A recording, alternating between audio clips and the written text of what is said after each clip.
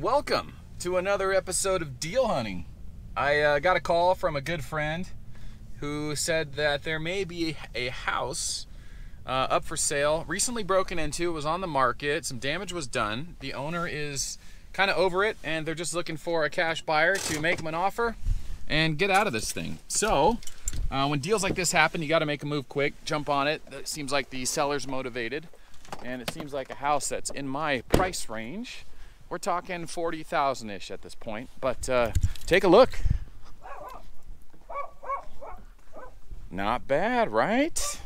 Single wide. It's got an over roof, all new siding, double pane windows, recently painted. I mean, tiny lot, Cal Water. So, you know, mobile Cal Water, not the best neighborhood, not the worst neighborhood. All right, so we're gonna break this deal down big picture to very small picture. And we're gonna start with cosmetics, right? From the street, looks like a nice little house, new paint jobs, got an over roof. It shows well. As you walk up, you notice that the siding has half-inch kind of gaps in between it. It kind of looks funny, the caulking separated. The front door's a little beat up. But as you get into the house, it starts to look good. A lot of modern drywall work, nice round corner beads, but the flooring is jacked, which means the hardy backer they put down has kind of all separated, the tiles all broken up, and then in the rooms there's this glued down carpet, which is no big deal. We just rip the floor out and level it and put a new floor in. But that's $7 a square foot at 650 square foot. That's, I don't know, $4,000 or $5,000, right? Probably more than that. Now about $5,000. So the floor alone's $5 grand. Keep that in mind. All right, you walk into the kitchen and the cabinets are nice. The fridge area looks nice. The layout's decent for a single wide trailer, right? But you'll notice that the countertop has like the wrong size countertop on it. It's the cabinet is sticking up next to it, and it's just odd. You can't. It's so big. It's like 1.5 inches. You can't just plane it off. So, and it's loose. So it's like, okay, you got to fix the countertop, and it doesn't fit right. So that's kind of odd. In the first bedroom, there's no doors on the closets, which is fine. And the hot water heater is tucked away in one of the closets, which is also fine because it's an electric hot water heater. And it doesn't have a vent because there's no gas exchange. And that's fine, just odd. You don't want that in a kid's bedroom, but you can always put something there to block it. As you go into the second bedroom, the master I'd call it, it has a half bathroom with just a toilet, really small, but that's fine, right? It's nice to have a toilet, right? You don't have a shower or bath in there, but you can go to the other one. And that room is not particularly bad, just bad flooring. Going into the main bathroom, the one bathroom, if you will, that's actually in pretty decent shape. The floor's got to come out, like I keep saying, but the shower's okay. Maybe a little bit of caulking needs to be done. Trying to think in my mind, like the window's fine. The vanity is fine. The kitchen, the sink, the appliances are, oh God, what are they called? The sink for the faucet. The faucet's kind of murky. That could be cleaned up. Nothing too major there. But then you got to start asking yourself some questions. Is like, why is the paint oversprayed in so many areas? Why are the outlets oversprayed and painted in so many areas? Like, these are little things as a painter that you can do to make sure the house doesn't look jacked up when you're done painting it. There's paint on some of the carpet. So the paint job was kind of messy. So a red flag goes up and you're like, the craftsmanship here is questionable. No, it's not questionable. It's bad, right? Then you go out the front door, the back door, that has a security gate on it. And the security gate actually hits the roof. And you're like, okay, well, the door pushes inward, so it wasn't a problem when they put the door in, but when they put the security door on, it now hits the roof. But it actually doesn't even hit the roof because it hits the ground because the beams are loose, which is no big deal. You can screw that down. The backyard is clear and open. It's got a propane tank, and the furnace doesn't work. I checked the furnace. It has gas. Turned it on. Furnace doesn't work. That could be a minor thing. It looks like it's a minor thing. So I'm not going to put too much stake in that. Maybe that's a $500 issue. Okay, so what are we looking at with this house? Let's shrink this thing down.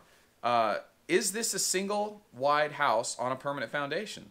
Well, the answer is it looks like it. I got under the house, I put a light on it, and it's missing the stilts there's a pad. When you do a permanent foundation on a mobile, there's a little concrete pad you pour, and there's a little concrete stilt that has little steel beams that come up, and then those screw and nut in over to the frame of the trailer, and it locks it in place. You have a nut and a bolt there holding it on. That way, if there's an earthquake, it'll stay attached to that shoe.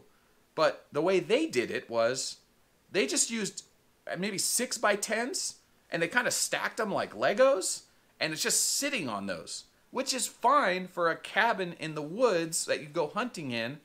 But when it's an entire house and you have a floor in and plumbing and electrical, in an earthquake, everything's going to move, including your main line, right? Your gas line. That's not up to code, right? You can't have, you could do whatever you want on your own property. But as someone who's buying a house for a rental property, and that's what this is. This is a 1980 single wide trailer. It is a rental property. You're not going to flip this. It has to be a cash buyer. So this house needs to produce, right? And what do you get for 650 square foot? About $700 a month if you're lucky, because it's Cal Water, so they got a hefty water bill. Realistically, houses like that in that area, I have a couple in that area that go for $500 a month, and I'm happy to get it.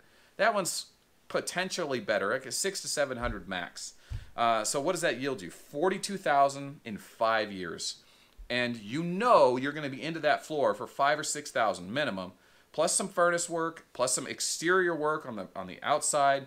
I'm missing some things. The front doors could be kind of repaired, and then the concerns with the electrical. That's one of the things, is that they did exterior electrical. If they did a crappy job on the permanent foundation, they probably did a crappy job on the electrical too. I don't know for sure, but you know it's not a permanent foundation, so you probably are going to assume that the rest of the stuff isn't permanent. So it's a liability, to be honest. So if it rents for $42,000 in 5 years, and you're going to be putting 10 grand into it, your best offer has to be under 32,000. And there's no meat on the bone. That's just I'm just going to give you 32,000 and I'm going to wait to get my money back in 5 years. And I really am not going to have much to show for it except this single wide trailer with no permits. So it is just a straight up cash flow property. And property like that, I don't like to buy, and I certainly don't like to buy them without any meat on the bone. When I say meat on the bone, I mean walking into a fair amount of equity, right? Like, if I can get it as a 4-year return on investment, that's better. You know, if I can get it for $25,000, $26,000, that's better. House like that, with the condition it's in, to get it up to code, potentially $5,000, $10,000 more, plus a headache, right? When you buy a house like that, you want to make it into a 1 or 2 week project and move on to the next one. That one's going to be, right, pulling permits, changing the foundation, seeing what kind of headaches are under there, seeing if there's anything that has to be yanked out because it's not up to code. Because once you bring an inspector in to inspect the permanent foundation, there's a footing that they poured all the way around it.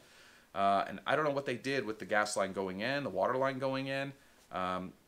So yeah, it's a potential huge headache. And as a landlord, you don't really want to have a dangerous property that you don't know through and through. If it's not up to code and you have people living in it and something bad goes down, if the house burns down and all their possessions go with it, hopefully no one gets hurt. And well, that could be a lot worse, right?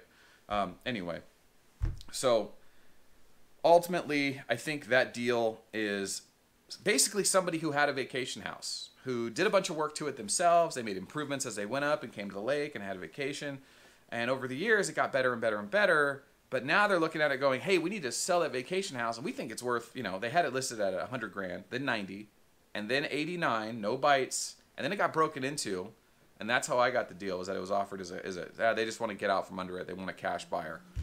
And it's like, oh, give us 40 grand and you can have it kind of deal. And I'm like, I don't know. I think 42,000 is the max if it was turnkey. It's not turnkey. So I don't want to say that deal's dead, but we're going to check the permits on it and do a little back and forth. But that's not really a house we're excited about. It's almost better to get a trailer that has nothing done to it. That way, you don't have to worry about any shoddy craftsmanship. Now we have to worry about the shoddy craftsmanship. Undo it, permit it, fix it. It's almost extra work involved. And they're looking for added value for the work they've done, but really it's kind of taking away value. And that's not always the case with everything. Mostly I'm thinking about the permanent foundation, because if you don't fix that permanent foundation, how are you ever going to put a floor in there that lasts 10 years? You're not. You're going to have one earthquake and your floor is going to buckle, and whether it's tile or LVP, you can probably get away with it on carpet. You're just going to have a weird bulge in your carpet everywhere, but you don't want carpet in a rental house, and that's what it is. It's a rental house. So yeah, that's a deal that came about from a friend. Found out that the person who recommended it, the broker, the listing agent, was actually friends with my agent, Vanessa, so she was able to show it to me. And brought my dad along for the ride, and he's been doing this a long time too. So that's kind of how that deal happened. That was a friend of a friend deal. But if anything develops that property, I'll make an update. You'll see a rehab video on it. But for now, I'm not too optimistic. There's a lot of red flags there, and the price is still a little too high. We'll see. I mean, a house like that, I don't think is going anywhere in the next 3 to 6 months. We'll see where they're at in 3 or 6 months as well. So, yeah.